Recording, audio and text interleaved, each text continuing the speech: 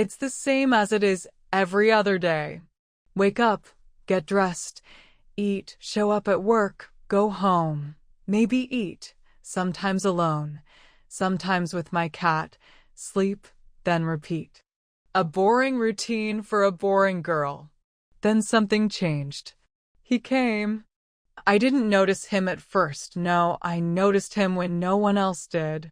It all started when I went through the same morning routine. I woke up, fed my cat, Roscoe, ate some stale toast, and headed off to work, expecting the same old boring day to unfold. Little did I know that I was in for a shock. As I finished prepping for the first heavy onslaught of customers the cafe normally got at 8 in the morning, he walks in an easy smile on face. I should have known how he made me feel then, but I was blind. All the female patrons flocked to him like a seagull to a lone French fry at the beach, as if they had never seen an attractive man before. But he didn't spare them even a glance, which I found odd. They were all beautiful women, perfect for an attractive man like him. But he stared right at me instead, as he slowly approached the front counter. His eye contact unsettled me, and maybe that is why I thought I disliked him so. Now don't get me wrong, I treated him with the best customer service, but his grin, his gaze, his everything seemed to see right into my very soul. What I hadn't realized at the time was that I had instantly found someone who was my equal. Someone who challenged me like no other had before. After making his drink, I quickly call out his name. Harry, I call out once. Then another time. A group of ladies at a table disperse as the man, Harry, stands to grab his drink. As he goes to leave, he seems to remember something and fishes out a piece of paper from his pocket and hands it to me. I glance down at it and realize that he gave me his number. Then, with a wink and a whispered promise to see me later, he walks out, leaving me flustered and confused. Who was this man? I asked myself. Why did he just openly flirt with me, and why did he pick me of all people? It was among that inner monologue of going over all the physical and underlying details of the mysterious stranger, Harry, that I believe I had fallen for him. Love at first sight, as it states in the fairy tales. A concept I didn't even think existed.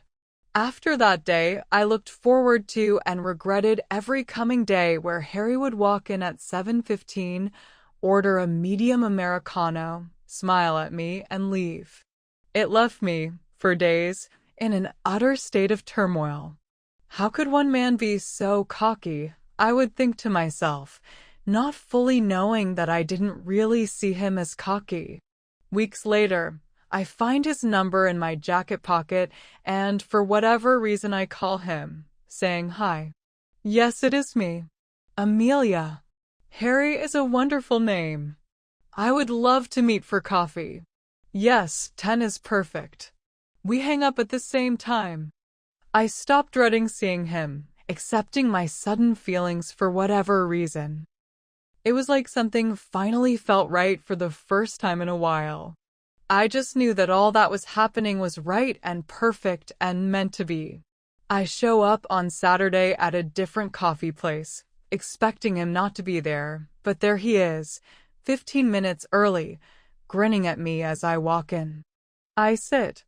Hello, I say softly, suddenly overtaken by a rare moment of shyness. Well, hello, Amelia, he says in a tone that made me melt inside. We talked for what felt like hours, days, weeks even, holding nothing back. At the end of our coffee date, we promised to meet again. I told him I had a wonderful time, he agrees, and we went our separate ways. We went on more dates after that, and pretty soon it was official. We were in a relationship, and it didn't bother me one bit. Because I loved him. You know, I love you, he said to me one lazy Friday afternoon. I was stunned. He really cared for me to that extent? In fear, I just smiled and gave him a kiss, hoping I could convey how I felt through my actions. And ever since he said those fateful words, it was like a floodgate opening on his feelings. He would exclaim to me over and over how much he cared for me in detail, making me fall more and more in love with him. But I couldn't see how far I was falling. I was dim and an idiot. It fully came to me when the accident happened. We were both driving home in our own cars, and we were on the phone with each other. We had been debating on what to have for dinner, arguing on which food was better, Italian or Chinese, when all of a sudden the sound of glass shattering sounded out on his end. I immediately freaked out and pulled to the side of the road and asked him over and over again, "What happened? What happened?" But no answer came. Not until I heard a faint voice on the other line muttering. I felt so much joy that Harry, my love, was okay. I felt tears running down my cheeks as my mouth formed to say the fated words, but then I heard it. Hurt him. I love you, darling. I love you. I love you.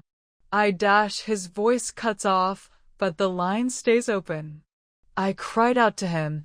Maybe he's passed out due to shock, I said to myself, trying to rationalize it all. But I had known deep down what had happened.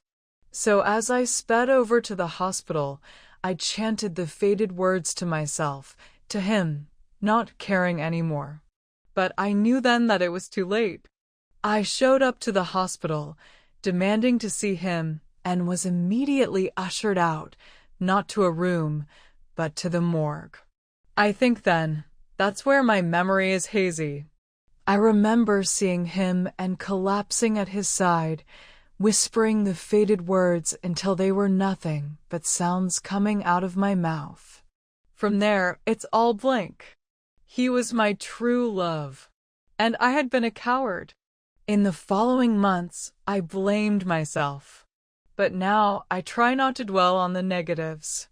I try to think of all the good things our relationship brought me. It brought me love and understanding, something I don't know if we'll ever get back in the same way ever again. Thinking back, our relationship, I would like to say, started to bloom right there at our first official date, but he would disagree if he were here. He would say it happened right when he locked eyes with me when he accidentally walked into the wrong coffee shop and first laid eyes on me. It was his favorite thing to go on and on about.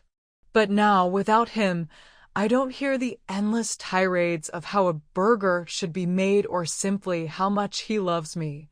These thoughts always make me feel so guilty and so ashamed. Ashamed that I was scared to tell him that I loved him. My biggest regret is that he never knew.